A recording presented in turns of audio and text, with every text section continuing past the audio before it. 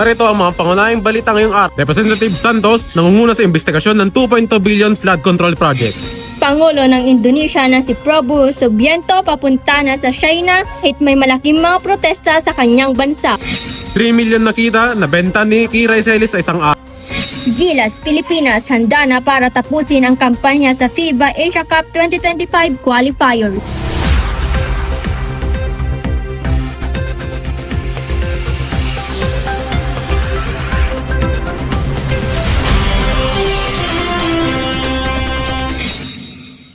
Representative Santos nangunguna sa investigasyon ng 2.2 billion flood control projects para sa lahat ng detalye tungkol sa pambansang balita.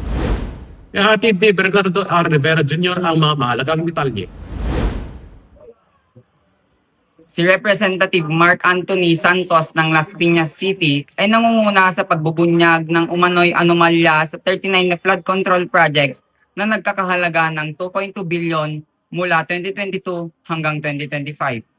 Ayon sa kanya, may mga indikasyon ng overpricing, hindi patas na alokasyon ng pondo, at posibleng ghost projects. Kinumpirma naman ni DPWH Undersecretary Odor Canlas na aktual na nagkaroon ng mga proyekto sa lungsod. Ngunit inggit niyang dumaan ng mga ito ang tamang proseso. Inasahan naman ni Dadalo DPWH Secretary Manuel Bonwan sa susunod na pagdinig upang mapaliwanag. Department of Public Works and Highways, sila ang nag-implement ng mga programs ng national government. And I do believe na ang district engineer na assigned dito sa Las Piñas, siya dapat ang nagbibigay ng instructions doon sa mga contractors na, and of course, yung mga taga DPWH na talagang dapat nagko-comply sila sa mga requirements sa batas. Kasabay ng investigasyon, nanagawan ang mambatas mas mahigpit na lifestyle check sa mga opisyal ng gobyerno at kanilang pamilya bilang tugon sa humalawak na damdamin ng publiko laban sa katiwalian.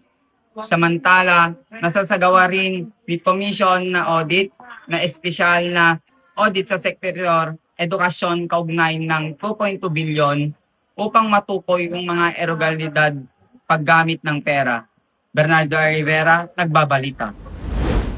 Aalis ang presidente ng Indonesia na si Prabowo Subianto papuntang China kahit may malaking protesta sa bansa.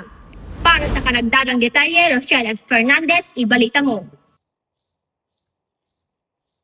Dumalo si Subianto sa Victory Day Parade sa Beijing at nakipagpulong kay Presidente Xi Jinping. Babalik siya sa Indonesia sa ika-3 ng Setyembre. Sa Indonesia, humarap sa malaking pagsubok ang bansa dahil sa mga protesta laban sa pagtaas ng gastusin sa buhay. Mahigit 6 ang nasawi at marami ang nawawala. Nasira ang ilang police headquarter at establishmento sa Jakarta at iba pang mga lungsod. Nangako ang presidente ng masusing investigasyon at muling iayos ang benepisyo ng mga mambabatas. Ngunit sinabi ng mga kritiko na hindi ito sapat upang matugunan ang mga hinaing ng mamamayan. Rochelle Fernandez, nagbabalita. Salamat Rochelle. Para sa balitang showbiz naman. 3 million na kita na ibenta ni Kiray Celis sa isang araw. Para sa karagdagang detalye, si Jasmine Andrea G. Tayamin ang mag-uulat. Ang komedyanteng si Kiray Celis ay nagkaroon ng halos 3 milyong pesos sa isang araw sa pamamagitan ng online selling. Sa kanyang ika-25 taon sa showbiz, inahayag niya na mas mabilis at mas maayos kumita bilang online seller at influencer. Kabilang sa kanyang mga produkto ang pampapayat, kape, juice at capsules na siya mismo ang sumubok bago ibenta. Sa unang 6 na buwan ng kanyang negosyo, nakalikom siya ng humigit kumulang 8.3 milyong pesos na benta. Lagi nilang sinasabi, actually maraming nagsasabi, kapag artista or influencer, vlogger, madaling mangbudol kasi nga parang pwede mong sabihin na ginagamit ko to kahit hindi mo naman ginagamit. Pero ito po, since ang dami ko ring in-endorse noon, pero sabi ko, anong pagkakaiba na kapag ako na po yung may-ari? Kasi pwede nilang sabihin, nagbebenta lang din ako eh. Diba po? Pero ang ginawa ko po dito, ginamit ko po muna bago ko benenta para nakita po nila talaga yung result. Ayon kay Celis, mahalaga ang integridad, kalidad ng produkto at katotohanan upang patuloy na magtiwala ang kanyang mga customer.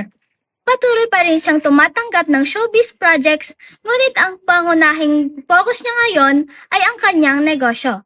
Jasmine Andrea G. Tayamin, nagbabalita.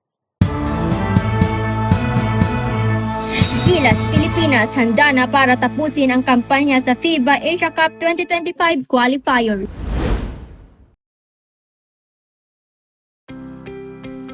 Ang ating mundo ay dumaranas ng matinding pagbabago ng klima. May malakas na bagyo, matinding init at biglaang pagbaha.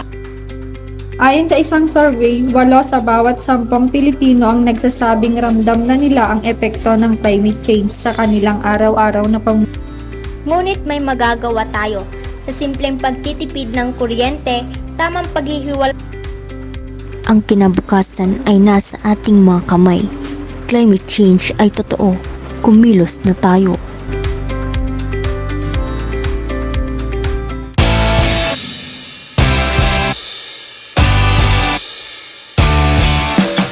Para sa Balitang Sports, naghahanda ng Gilas Pilipinas na tapusin ang kanilang kampanya sa FIBA Asia Cup 2025 qualifiers. Raymar Asuyan, ibalita mo.